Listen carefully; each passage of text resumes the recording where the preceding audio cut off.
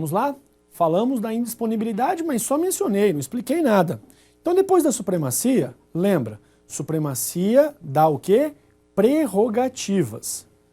Princípio da indisponibilidade do interesse público. Determina a limitação da própria supremacia. Para ali. Cuidado. Se a indisponibilidade limita a supremacia, quer dizer que elas estão sempre em rota de colisão, quer dizer que um é o oposto do outro? Não, nada disso. A supremacia, no fundo, é o grande princípio do direito administrativo e que dela, inclusive, resulta, reflete a indisponibilidade. É como se fosse uma relação de uma busca eterna por um equilíbrio. O ideal é que a supremacia do interesse público estivesse sempre equilibrada com a indisponibilidade. Por quê?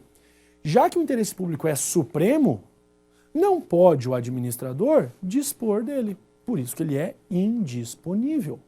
Então, cuidado, que eles não estão em rota de colisão. Ah, eu, indisponibilidade, quero arrebentar a supremacia. Não, nada disso. São complementares. E o ideal, claro que hipoteticamente, né, em tese, seria a busca de um equilíbrio permanente, que não existe.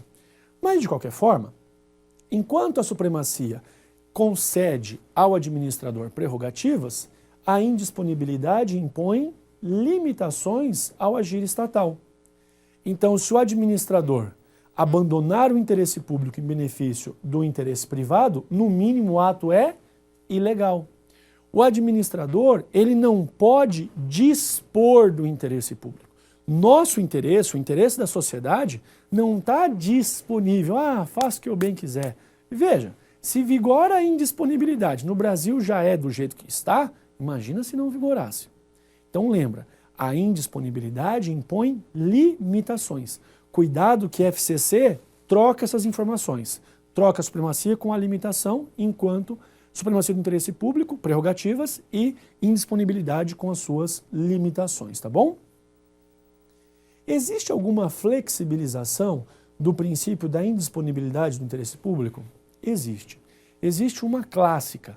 Qual é um instituto jurídico que vai flexibilizar, que vai tornar maleável a indisponibilidade? Coloca para mim.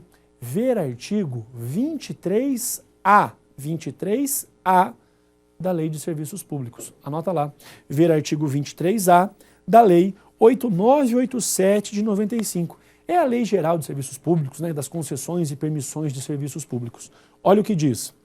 O contrato de concessão poderá prever o emprego de mecanismos privados para a resolução de disputas decorrentes ou relacionadas ao contrato, inclusive a arbitragem, a ser realizada no Brasil e em língua portuguesa, nos termos da Lei 9.307 de 96. Ou seja, o que vem para flexibilizar a indisponibilidade?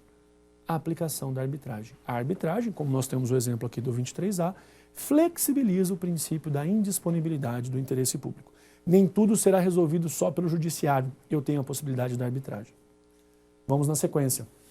Qual interesse público será sempre supremo ao particular? Já respondi. O interesse público primário. O secundário nunca, salvo uma exceção, quando o secundário e o primário coincidirem. Julgue a seguinte alternativa ao Senado Federal, Fundação Getúlio Vargas. O princípio da supremacia do interesse público prevalece, como regra, sobre direitos individuais. E isso porque leva em consideração os interesses da coletividade. Em bom português, o interesse da maioria prepondera sobre o interesse do particular. Verdade. Então aqui, questão correta. Em relação ao regime jurídico, agora a magistratura de 2012 do TJ Paraná, banca Universidade Federal do Paraná. Tem umas perguntas mais ou menos, uns troços meio estranhos, tá? Em relação ao regime jurídico administrativo, assinale a alternativa correta. É aquilo que eu brinco. Em concurso tem questões certas, questões erradas e questões mais ou menos certas, que muitas vezes a banca inclusive não anula. O princípio constitucional da supremacia do interesse público é um dos princípios gerais da administração pública. Até aqui o correto. Cuidado. Expressos no caput do artigo 37 da Constituição Federal. Não está dentro do LIMP. Não está dentro do LIMP. Então, fora, errada. Ele quer a correta. O princípio da supremacia do interesse público não admite ponderação com outros princípios constitucionais, dado o seu caráter absoluto. Isso aqui é muito do direito constitucional. Quando eu tenho princípios em rota de colisão, aplica-se a ponderação. O que é a ponderação? Quem ganha, ganha o mínimo possível. Quem perde, perde o mínimo possível. Se fosse uma partida de futebol, quem ganha, ganha sempre de 1 a 0, quem perde, perde de 1 a 0. Por quê? É a ideia que vem lá da doutrina alemã do menor sacrifício possível. Princípios, quando se colidem, não há exclusão, como acontece com o choque entre normas, entre regras. Princípios, quando se colidem, há ponderação. Quem ganha, ganha só um pouquinho, quem perde, perde só um pouquinho. E naquele caso concreto, eu não posso estabelecer uma regra. Naquele caso concreto, essa foi a decisão. Talvez em outro caso a decisão seja exatamente a contrária, o oposto. Mas é isso. O princípio da supremacia, todo e qualquer princípio, não admite ponderação com outros princípios? Claro que admite. Claro. Errado.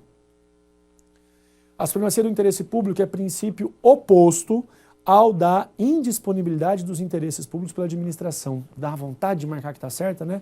Só que não é oposto, não. Eles estão se complementando, eles estão abraçados, estão em harmonia. O princípio constitucional da supremacia do interesse público, está vendo? Princípio constitucional. É princípio estruturante do regime jurídico administrativo brasileiro. Claro, é uma das suas colunas. Tendo correspondência à ideia de existirem prerrogativas, viu só?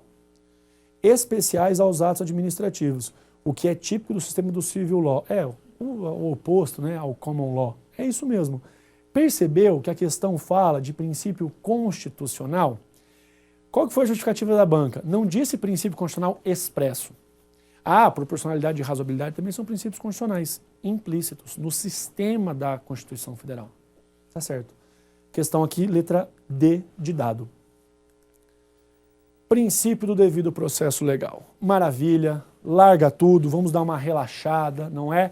Concurseiro, quando relaxa, carrega a pedra. É assim. Pensa comigo. Jefferson. Quem é que tem mais garantia? Quem é que vive num Estado democrático de direito? O servidor público ou o homem dentro de um relacionamento? Hã? Não tem nem o que ver. Claro que o servidor público tem muito mais garantia. Aí as meninas já estão olhando com aquela cara, né? Falar, ah, não. O servidor público não pode ter contra si prova ilícita. O servidor público tem direito ao devido processo legal. E o homem no relacionamento? Quando vai ao banho, a mulher sorrateiramente passa a mão no seu celular, já tinha ficado de olho na senha, bate a senha e vai no WhatsApp. Imagina se quando morresse, Deus olhasse o WhatsApp e fala, vou publicar seu WhatsApp. Pensa que desespero, né? E lá ela vê só uma mensagem.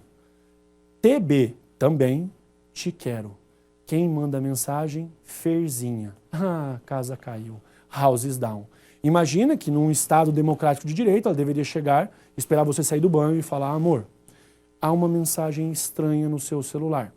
Aí você olha, nega, né, fala, não sei do que se trata, erro, problema do Zuckerberg, né, comprou isso aqui, já está dando erro também. E ela diz, amor, me perdoe, porque eu não sou autoridade judicial, eu não posso quebrar o seu sigilo, essa prova é ilícita, até porque não há investigação criminal e não há ordem judicial. Exclua. Como vai, amor? Tudo bem? Ah, que é isso, hein? Será lindo, né? Mas não existe isso não, ela já vai entrar no banheiro, já vai xingar você, vai tacar aquele celular, vira uma confusão, não é? Pois é, isso é na vida privada. Servidor público é outro papo. Estado democrático de direito, devido processo legal. E isso está caindo bastante, né? Não é essas questões de relacionamento, não. Isso não está no teu edital, pelo menos por enquanto. Devido processo legal é o princípio da moda. Quando eu falo devido processo legal, ele está no artigo 5º, inciso 54 da Constituição Federal. Ninguém pode perder seus bens, nem ser privado de sua liberdade sem o devido processo legal. Bacana. O que acontece? Acontece que o devido processo legal, ele é o grande princípio do processo civil. E ele exterioriza o contraditório e ele exterioriza a ampla defesa. Contraditório, audiência regrada, audiência bilateral, debate entre as partes. Um fala, o outro rebate. Um acusa, o outro defende. Perfeito. Quase não cai, tá? Ampla defesa. Ah, essa cai pra caramba. A ampla defesa, ela se exterioriza em autodefesa e defesa técnica. Mas antes de estudarmos os reflexos, pensa comigo. O que é ampla defesa? O nome é autoexplicativo. O servidor, o investigado, o réu, deve se utilizar de todos os meios disponíveis para se defender. Prova testemunhal, prova documental, próprio depoimento, perícias e etc, etc, etc, etc. Por quê? A defesa tem que ser ampla. E isso aqui reflete tanto no processo administrativo disciplinar, no PAD, quanto na sindicância. Então não cabe prova ilícita, tem que ter o devido processo legal e você já pode anotar. Ninguém pode ser sancionado, por mais branda que seja a sanção, exemplo de sanção advertência, ninguém pode ser sancionado sem antes ter a garantia do devido processo legal. Você fala, Barbieri, mas mesmo numa sindicância, num procedimentozinho, num processozinho simplificado, mesmo, não dá, senão a sanção é nula. Ótimo, autodefesa. Eu, você, todos nós temos o direito de nos defendermos antes de uma decisão. Antes de uma decisão. Antes da decisão tem direito de autodefesa, pronto. E mais, defesa técnica. A defesa técnica é aquela realizada por advogado. Vem para cá. Na defesa técnica, você tem que pensar o seguinte, ó. Na esfera judicial, a participação do advogado é obrigatória. Na esfera administrativa, a súmula vinculante alterou essa regra. Na esfera administrativa, você pega para mim a súmula vinculante, número 5, já falamos da súmula vinculante 13, vamos agora para a súmula vinculante de número 5. A súmula vinculante 5 basicamente resume a história da seguinte forma. Ó, se você quiser contratar advogado para o processo administrativo disciplinar, por exemplo, fique à vontade, pode. Se você não quiser contratar advogado para o processo administrativo disciplinar, fique à vontade, não tem problema. Por qual razão? O advogado ele passou para o estágio de ser prescindível no processo administrativo disciplinar. Ter advogado na esfera administrativa, não ter advogado na esfera administrativa é a mesma coisa. Ele é prescindível. Olha a redação da súmula vinculante número 5. A falta de defesa técnica por advogado no processo administrativo disciplinar não ofende a Constituição. A falta de defesa técnica, a ausência do advogado na esfera administrativa, não ofende a Constituição. Na esfera judicial tem que ter, na esfera administrativa não precisa. E nesse mesmo raciocínio de súmula vinculante, faz um gancho, puxa um link e vai lá para a súmula vinculante 3. Nos processos perante o Tribunal de Contas da União, asseguram-se o contraditório e a ampla defesa, quando a decisão puder resultar anulação ou revogação de ato administrativo que beneficie o interessado. Lembra? Qualquer possível sanção deve sempre ser precedida, antecedida do devido processo legal, que é exteriorizado na ampla defesa no contraditório. Excetuada a apreciação da legalidade do ato de concessão inicial de aposentadoria, reforma e pensão. Há pouco tempo, o Supremo Tribunal Federal, através do ministro Marco Aurélio, deu um puxão de orelha no TCU, porque o TCU já afastou o pagamento de todos aqueles servidores do Congresso Nacional que recebem ou que recebiam acima do teto do Supremo. Só que não instaurou o processo administrativo, não notificou, não permitiu defesa prévia. O que o Marco Aurélio disse? Eu não estou falando que eles estão corretos ao receber grandes salários. Não estou dizendo isso. Mas para sofrer a sanção, para sofrer esse reflexo, antes deu o devido processo legal. Puxou o orelha do TCU e falou, ó, pode instaurar processo administrativo e faz direitinho, tá? Foi isso que o Supremo decidiu. Ah, não é que está autorizado, não. Não é isso. Só dê o devido processo legal antes de uma decisão que venha ter cunho ou caráter sancionatório. Tranquilo? Na nossa próxima aula continuamos. Um grande abraço e até lá. Sucesso na sua vida, sucesso nos estudos.